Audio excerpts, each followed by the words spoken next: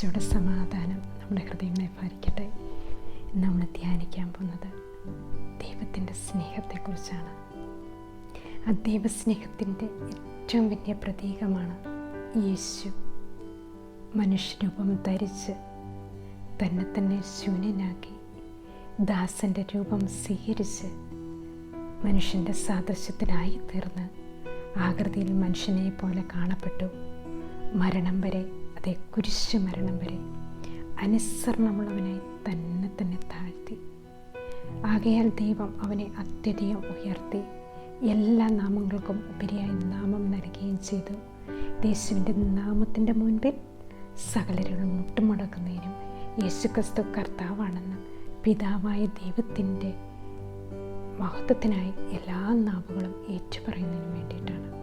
വിശുദ്ധ പൗലോസ്ലീഹായുടെ ഏറ്റവും വലിയൊരു കീർത്തനമാണ് ഫിലിപ്പി 2:6-11 വരെയുള്ള തിരുവചനത്തിൽ ദൈവസ്നേഹത്തിൻ്റെ ഏറ്റവും വലിയ പാരമ്യമാണ് അവിടുന്ന് സ്വയം ഇല്ലാതായി നമുക്ക് വേണ്ടി, മനുഷ്യരക്ഷയ്ക്ക് വേണ്ടി ഭൂമിയിൽ അവതരിച്ചത്. തൻ്റെ ഏകജാതനെ നൽകുവാൻ തക്കവിധം ദൈവം ലോകത്തെ അത്രമാത്രം സ്നേഹിച്ചു. യഥാർത്ഥ സ്നേഹം എന്ന് പറയുന്നത് ഇല്ലാതാകലാണ്, തന്നെ സമർപ്പിക്കലാണ്. കർത്താവിൻ്റെ ഛായയിലും സാദൃശ്യത്തിലും ദൈവം മനുഷ്യനെ സൃഷ്ടിച്ചു. നമ്മൾ പ്രായമാകുമ്പോൾ നമ്മുടെ നിഷ്കളങ്കത നഷ്ടപ്പെട്ട് പല പാപങ്ങളിലേക്ക് പോവുകയാണ്. അപ്പോൾ ദൈവത്തിൻ്റെ ഛായയും സാദൃശ്യവും എല്ലാം നമ്മുടെ നഷ്ടപ്പെടുകയാണ്. ഇത് തിരിച്ചു പിടിക്കാൻ വേണ്ടിയിട്ടാണ് ഈശോ ഭൂമിയിൽ അവതരിച്ചത്. ദൈവം അത്രമാത്രം മനുഷ്യനെ സ്നേഹിച്ചു. ബെനഡിക്ട് 16 മാർപ്പാപ്പ ദൈവം സ്നേഹമാണ് എന്ന ചാക്രിക ലേഖനത്തിൽ ഒരു വലിയ സത്യം വെളിപ്പെടുത്തുകയാണ്. മനുഷ്യനെ ഉയർത്തുവാനും രക്ഷിക്കുവാനും വേണ്ടി തന്നെ നൽകുന്ന പ്രവൃത്തിയിൽ ദൈവം തനിക്ക് തന്നെ എതിരായി തിരിഞ്ഞതിൻ്റെ പരമകോടിയാണ് കുരിശിലുള്ള അവിടുത്തെ മരണം. ഇത് ഏറ്റവും മൗലിക രൂപത്തിലുള്ള സ്നേഹമാണ്.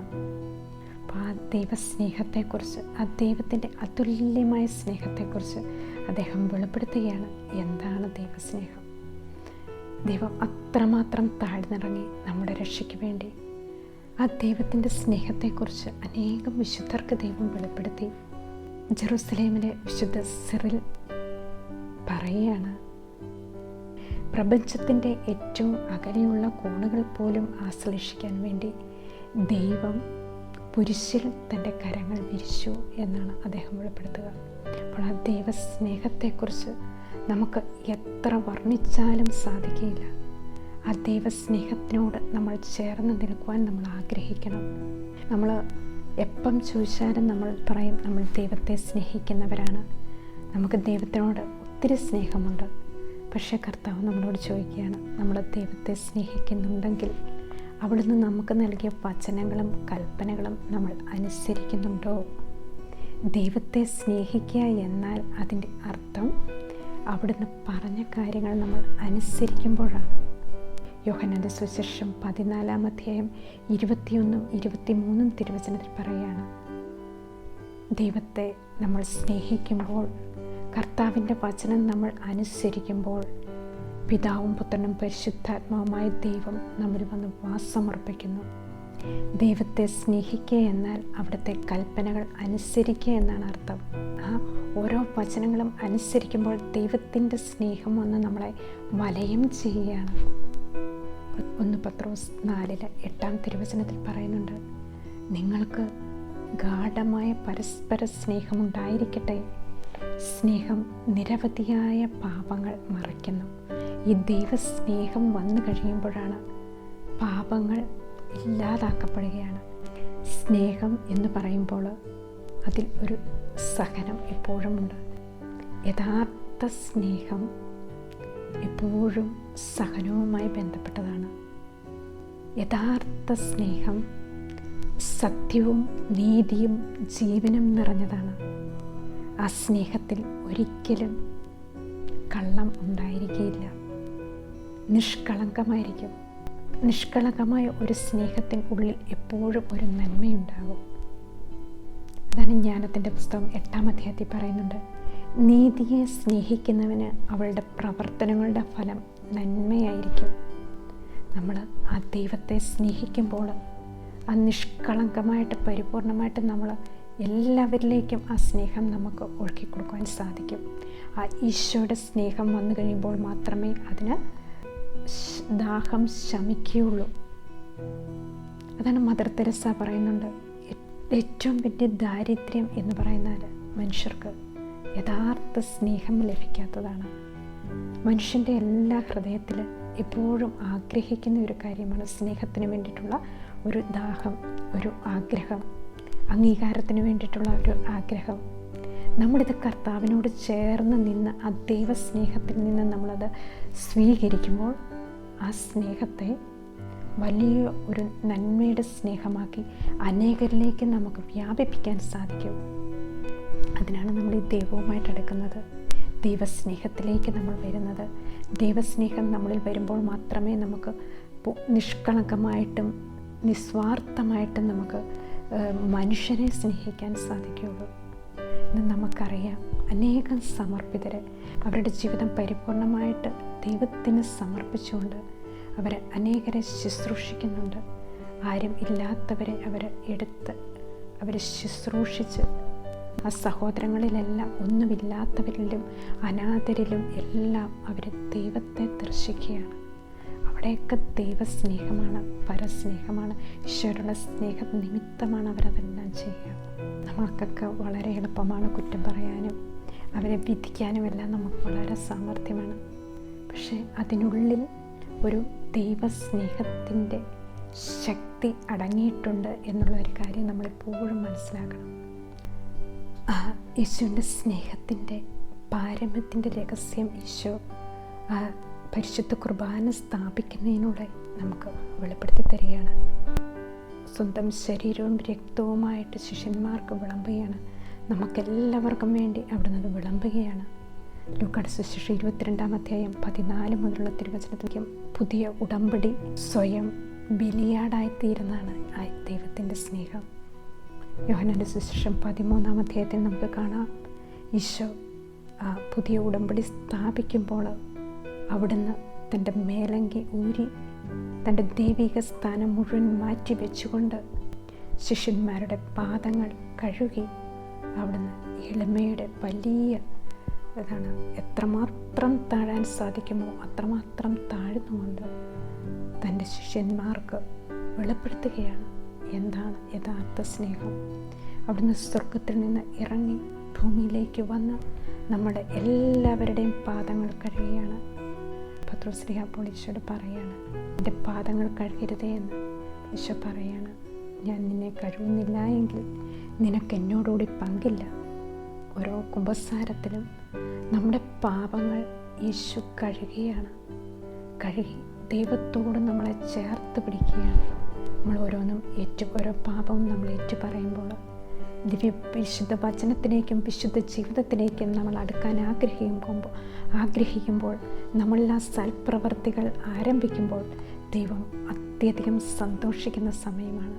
ഈശോ എന്നിട്ട് പറയുന്നുണ്ട്, ഞാൻ ഈ ചെയ്തതുപോലെ നിങ്ങളും ചെയ്യുവിൻ, ഞാൻ നിങ്ങളെ സ്നേഹിച്ചതുപോലെ നിങ്ങളും സ്നേഹിക്കുവിൻ എന്ന് ഈശോ ശിഷ്യന്മാർക്ക് കൊടുക്കുന്നുണ്ട്.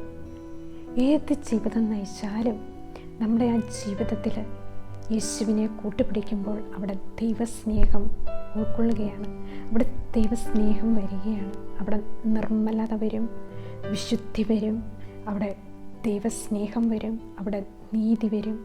ഈ നീതി അവിടെ നിന്നും മുളയ്ക്കുകയാണ്.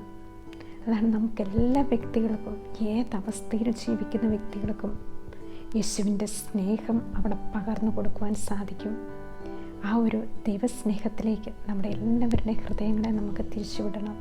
ആ ദൈവത്തിൻ്റെ സ്നേഹത്തെക്കുറിച്ച് വിശുദ്ധ പൗലോസ്ലീഹ വിവരിക്കുന്നുണ്ട്. എഫെസ്യർക്ക് ലേഖനം 3-ാം അധ്യായം 15 മുതൽ 21 വരെയുള്ള തിരുവചനത്തിൽ, നിങ്ങൾ വിശ്വാസത്തിൽ നിലനിൽക്കണമെന്നും സ്നേഹത്തിൽ വേരുപാകി അടിയുറയ്ക്കണമെന്നും ഞാൻ പ്രാർത്ഥിക്കുന്നു. എല്ലാ വിശുദ്ധരോടുമൊപ്പം ക്രിസ്തുവിൻ്റെ സ്നേഹത്തിൻ്റെ നീളവും വീതിയും ഉയരവും ആഴവും ഗ്രഹിക്കാൻ നിങ്ങൾക്കിടവരുത്തട്ടെ. ഈശോയുടെ സ്നേഹത്തിൻ്റെ നീളം, വീതി, ഉയരം, ആഴം എല്ലാം ഗ്രഹിക്കാൻ നമുക്കിടവരുത്തണമെങ്കിൽ നമ്മുടെ ഈ ആന്തരിക നേത്രങ്ങൾ തുറന്ന് യേശുവിനെ നമുക്ക് സ്വന്തമാക്കണം.